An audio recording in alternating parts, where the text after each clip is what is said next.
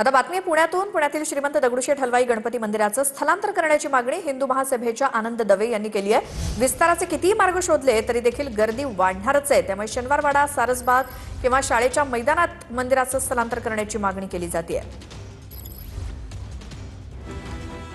पुण्यातील प्रसिद्ध दगडूशेठ गणपती मंदिराचं स्थलांतर करा अशी मागणी हिंदू महासभेच्या आनंद दवेंनी केली आहे. मंदिराच्या विस्तारासाठी जागेचे कितीही पर्याय शोधले तरी गर्दी वाढणारच आहे.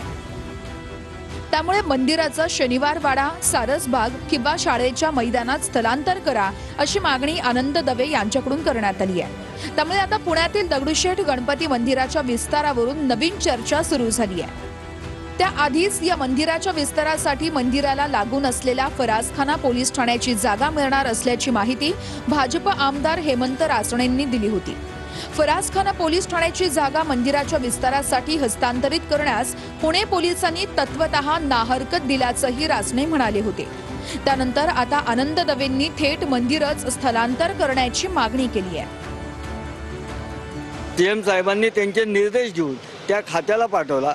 पुणे पोलीस आयुक्तांनी ह्या प्रस्तावाला त्यांना काही टर्म्स कंडिशन टाकून की बाबा आधी अद्ययावत पोलीस स्टेशन तयार झाली पाहिजेत, त्याला सगळ्या सुविधा मिळाल्या पाहिजे आणि त्यानंतर ज्यावेळेस ते त्या ठिकाणी पुनर्वसन त्यांचं होईल त्याच्यानंतर ही जागा सोडायला त्यांनी हरकत दिलेली आहे. जरी शनिवारवाडा आहे, रोजचं 10 ते 15 हजार लोक तिथे शनिवारवाडा बघायला येतात.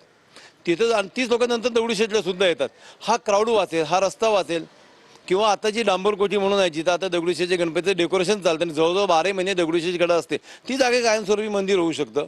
यापैकी कोणतीही पर्याय जागा सरकार कोणती दगडूशेठ शनिवारवाडा एक, लाल महाल दुसरा जर वेगळा पर्यायाने विचार करता आला तर, किंवा आता जी डांबरकोठी आहे तर डांबरकोठीमध्ये. मुंबईच्या सिद्धिविनायक मंदिरामध्ये लाडू बनवताना गरम पाण्याचं टोप अंगावर पडल्यामुळे कंत्राटी कर्मचाऱ्याचा मृत्यू झाला. दरम्यान मुंबई पोलिसांकडून या प्रकरणाची सखोल चौकशी सुरू आहे.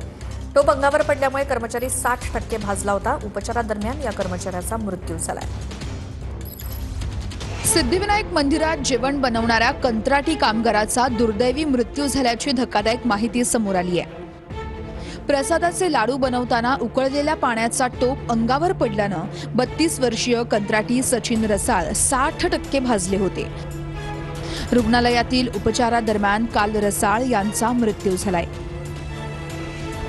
स्वयंपाकघरातील सुरक्षा यंत्रणा आणि अपघाताचं नेमकं कारण याविषयी दादर पोलिसांकडून आता चौकशी सुरू करण्यात आली आहे. रसाळ हे सध्या भाड्याने वसई विरार परिसरात राहत होते.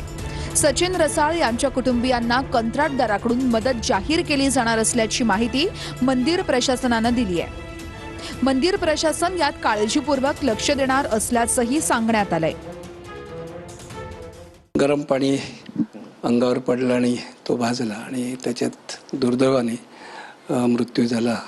वाईट घटना घडलेली आहे. जी घटना घडली आहे ह्या घटनेबद्दल आम्ही चौकशी निश्चित करू की कशामुळे हे अशा प्रकारचा अपघात झाला. योग्य ती कारवाई करू. मुलाच्या आईला काही मदत करता येईल का भरघोस अशी, अशा प्रकारचा आमचा न्यासाच्या वतीने प्रयत्न राहणार आहे.